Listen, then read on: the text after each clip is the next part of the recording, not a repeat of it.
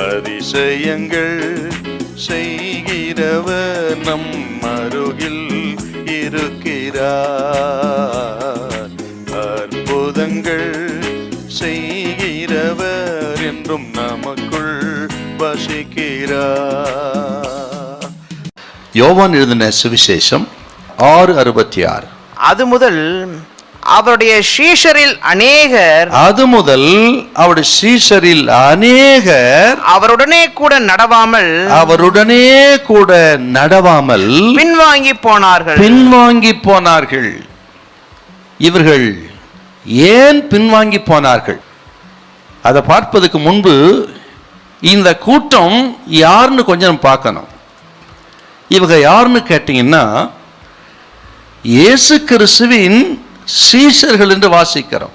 சீஷர்கள் தான் பின்வாங்கி போனார்கள்.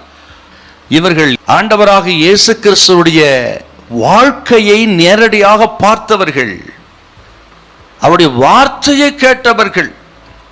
இப்படி கேட்டவர்கள் தான் அநேகர் இயேசுவோடு கூட நடவாமல் பின்வாங்கி போனார்கள். இப்படிப்பட்டவர்கள் ஏன் பின்வாங்கினார்கள்? அந்த நாட்களிலே எப்படியாகிலும் இவர் ரோமர்கள் கையிலிருந்து நம்மை விடுதலையாக்கி நமக்கு சுதந்திரத்தை வாங்கி கொடுப்பார் என்று அவரை அரசியல் மேசியாவாக பார்த்தார்கள்.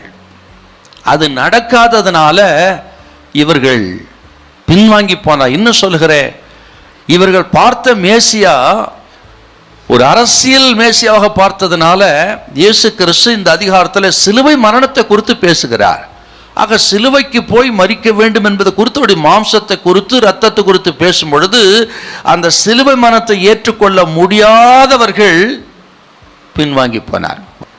அடுத்து ஏன் அவங்க பின்வாங்கினான்னு கேட்டீங்கன்னா, வசனத்தின் ஆழம் இல்லை.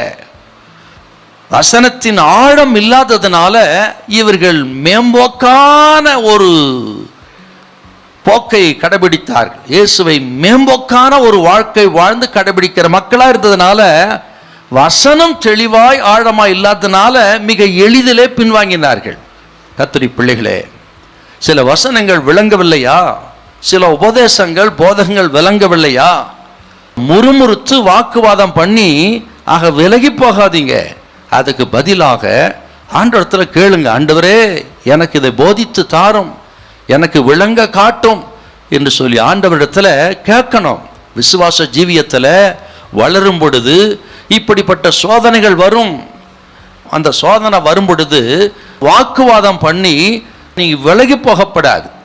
அதுக்கு பதிலாக தேவ சமூகத்தை ஒப்பு கொடுத்து ஆண்டவரிடத்தை கேட்கணும், தேவ மனுஷத்துல கேட்கணும். கேட்டு வசனத்தை உறுதியாய் பற்றி கொள்ள வேண்டும்.